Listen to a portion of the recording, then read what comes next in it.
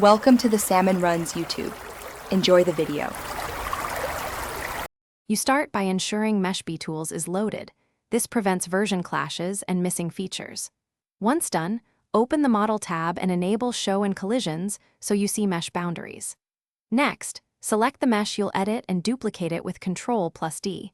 Make sure to lock the original so you always have a backup. These first actions save time and reduce mistakes. Now you have a safe working copy and the plugin ready to modify shapes. Now you move into active editing. Enter Btools mode and pick Grab, Scale, or Rotate.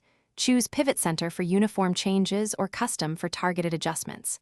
Use soft snap values like 0, 1 studs, or 1 degrees rotations for precise alignment. Make sure to toggle between world and local transforms as your orientation requires. When combining parts, use Boolean or weld options, but preview the result before committing. Also, create undo checkpoints, often so you can revert without losing complex intermediate work. Finish by baking transforms and triangulating meshes if your engine requires it. This locks in the shape for export. Once done, recalculate normals and optimize UVs so lighting and textures behave correctly.